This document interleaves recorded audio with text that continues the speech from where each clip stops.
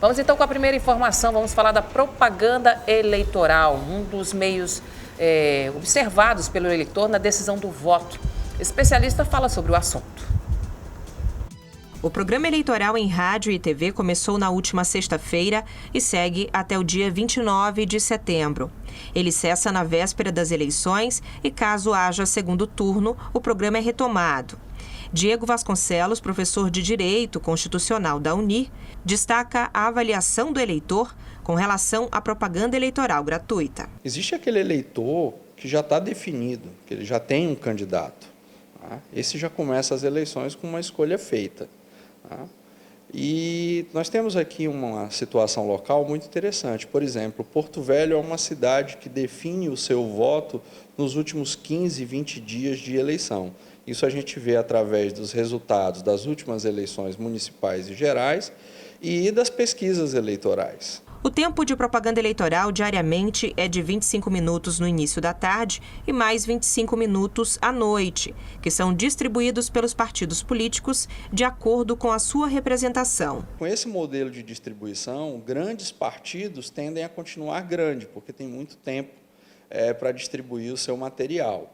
E partidos pequenos têm pouco tempo.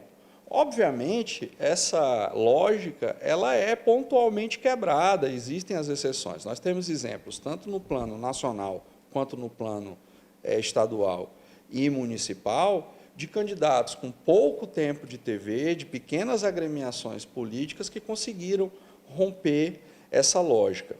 Eu acho que, a partir de 2012, as eleições são muito impactadas com as mídias sociais. Facebook, à época, depois Instagram, Twitter, enfim.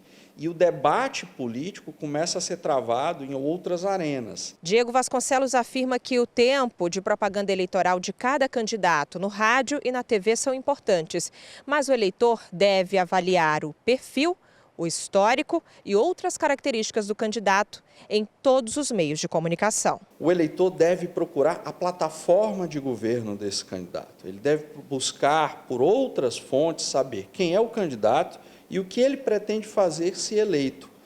A função da política é tocar a vida e a realidade das pessoas. O eleitor deve procurar saber como aquela plataforma política altera a realidade da sua cidade, do seu estado, do seu país. E assim tomar essa decisão. E tem eleitor que fica de olho em tudo para fazer uma boa escolha no pleito. Sim, a gente vai ter o conhecimento da proposta que cada um vai obter para nós, né? Tanto, vamos supor, a gente vê muito prefeito, deputado, governador falando uma coisa, prometendo mundos e fundos, só que na hora ali não faz o que cumpriu.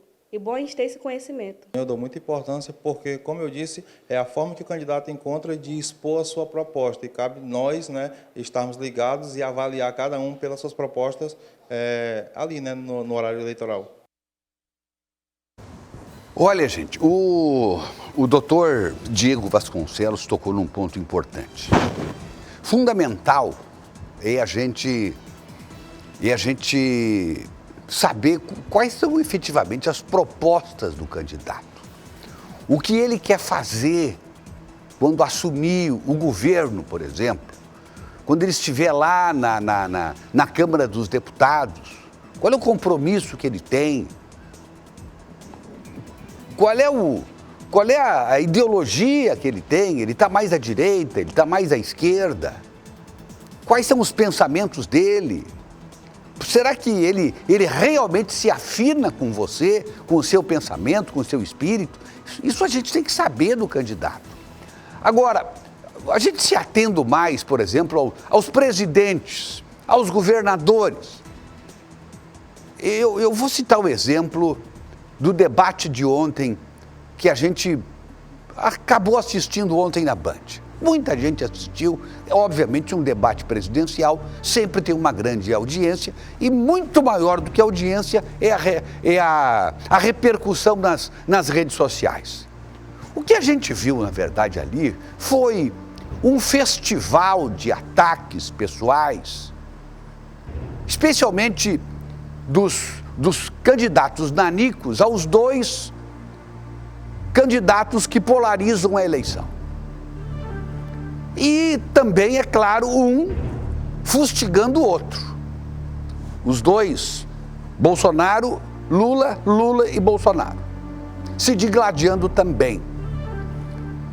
Muito bem. Agora, efetivamente, sobre o que esses candidatos pretendem fazer pelo país quando eleitos, se eleitos, a gente pouco ficou sabendo. Porque o que se falou ali o tempo todo foi do passado. O passado deles, todos nós sabemos. Nós estamos carecas de saber, eu principalmente, estamos carecas de saber o que cada um fez. Nós conhecemos a capivara de cada um. Nós temos a folha corrida de cada um. Nós sabemos os escândalos que cada um participou, os porres de cada um. E não é só um, não, tem mais ali. E participação de gente na CPI, que fechou os olhos, participou de uma grande farsa. Enfim, todo mundo ali é pecador. Todo mundo ali é pecador. Teve outra ali que passou a campanha toda dizendo: eu sou a candidata do Bolsonaro, e logo depois pulou fora. E agora cospe no prato que comeu. Parei um pouquinho, a coisa não é só desse jeito. Mas então, o seguinte, para a gente resumir tudo isso aí, eu pouco sei como eles vão enfrentar os problemas do país. Pouco sei, pouco fiquei sabendo, porque eles só exploram o passado, só olham para trás, só olham para o retrovisor e não estão olhando para frente. Eu espero que aqui no Estado,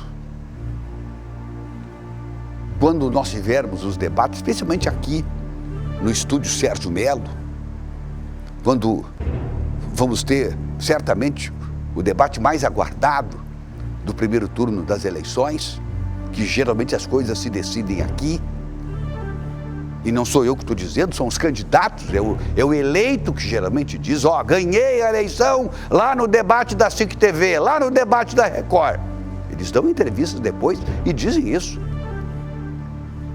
Espero que eles debatam o que eles efetivamente querem fazer pelo povo para resolver os problemas do Estado, ou para dar continuidade às coisas boas que tem o Estado, e não fiquem olhando um para o rabo do outro.